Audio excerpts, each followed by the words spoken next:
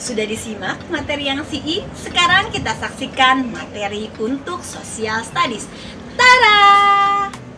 Hai Primary 5. Pada pertemuan kali ini, kita sudah ada pada tema 5 dan akan membahas mengenai mengidentifikasi karakteristik geografis Indonesia sebagai negara kepulauan atau maritim dan agraris, serta pengaruhnya terhadap kehidupan ekonomi, sosial, budaya, komunikasi, serta transportasi. Perhatikan dengan baik ya. Sekarang Misri akan membahas dulu tentang letak geografis Indonesia. Letak geografis adalah letak suatu negara atau wilayah berdasarkan kenyataan di permukaan bumi. Nah, Indonesia ini diapit oleh dua benua, yaitu benua Asia dan benua Australia. Indonesia juga dikelilingi oleh dua samudra, yaitu Samudra Pasifik dan Samudra Hindia. Letak geografis tersebut berpengaruh terhadap kehidupan sosial budaya masyarakat Indonesia.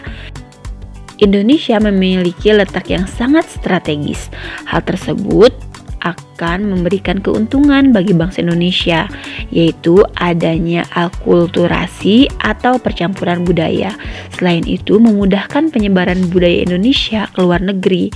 Tapi ternyata ada juga kerugiannya, yaitu banyak budaya daerah yang tersingkirkan akibat masuknya budaya asing.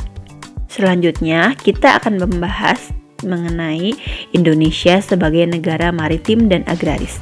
Potensi agraris Indonesia antara lain ketersediaan lahan, iklim yang mendukung, serta tanaman yang unggul. Agraris di sini adalah keunggulan Indonesia dalam bidang pertanian dan perkebunan. Kalian tahu sendiri kan bahwa Indonesia memiliki lahan yang luas dan juga memiliki iklim yang sangat cocok untuk mengembangkan dan membudidayakan tanaman-tanaman unggul tersebut. Hal tersebut adalah potensi Indonesia sebagai negara agraris. Sedangkan potensi Indonesia secara maritim adalah kita memiliki pariwisata bahari yang sangat menarik, minyak bumi yang melimpah, dan sumber daya laut yang beraneka ragam. Itulah mengapa kita disebut sebagai negara maritim. Sekarang kita akan sama-sama mengamati peta dan melihat beberapa hal yang harus kalian perhatikan jika memperhatikan peta ya. Nah, di sini pertama kali Misri akan sampaikan ini merupakan peta Bali. Kita lihat yang pertama adalah petunjuk arah. Dalam peta, petunjuk arah biasanya selalu dimulai dengan utara, yang otomatis seberangnya merupakan selatan. Di sebelah kanannya yaitu timur dan seberangnya di sebelah kiri adalah barat. Kalau disingkat jadi boots, dari arah kiri searah jarum jam ke atas, ke kanan dan ke bawah.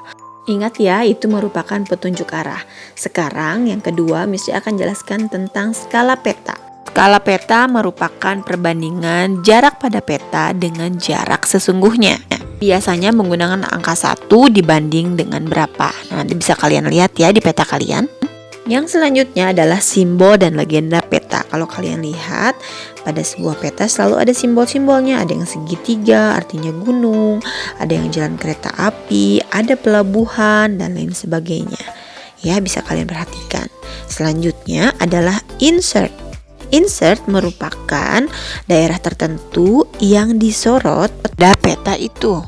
Misalnya ibu kota provinsinya dan sebagainya. Berikutnya adalah garis astronomi. Garis astronomi ini adalah garis hayal. Ada dua macam ya. Yang pertama melintang dan yang kedua adalah membujur. Nah, ini garis lintang dan ini garis bujurnya. Hal yang sudah Misri terangkan tadi merupakan bagian-bagian dari peta. Jika kalian melihat peta, kalian pasti akan mendapatkan atau melihat kenampakan alam. Nah, kenampakan alam ini bisa ada samudra, laut, sungai, danau, rawa, gunung, dataran rendah, dan dataran tinggi. Bentuk kenampakan alam pada peta digambarkan dalam bentuk simbol atau warna. Nah, misalnya kalau kita bicara mengenai warna, di peta ada warna berwarna hijau. Itu menandakan dataran rendah. Semakin naik ketinggiannya, maka warnanya akan berubah menjadi kuning. Dan yang paling tinggi atau dataran tinggi biasanya berubah menjadi warna coklat. Contoh lainnya adalah laut. Nah, laut kan warnanya biru. Kalau warnanya biru muda, artinya lautnya dangkal. Semakin dalam lautnya, warnanya pun menjadi lebih gelap. Jadi menggunakan warna gradasi. Itu adalah contoh dari penggunaan warna pada peta. Kegiatan ekonomi berdasarkan kenampakan alam di sekitar. Kegiatan ekonomi biasanya akan menyesuaikan dengan kondisi alam di sekitarnya, terutama kegiatan ekonomi yang menggunakan bahan baku dari alam. Kegiatan ekonomi dapat dilakukan di sekitar sumber bahan baku untuk memudahkan pemenuhan bahan baku. Bisa kita lihat ya, ini adalah pabrik teh yang letaknya berdekatan dengan kebun teh. Sehingga proses distribusi bahan baku untuk dijadikan bahan olahan lebih mudah, lebih gampang, kualitasnya pun masih tetap terjaga. Misri akan menjelaskan pemanfaatan kenampakan alam dan kenampakan buatan.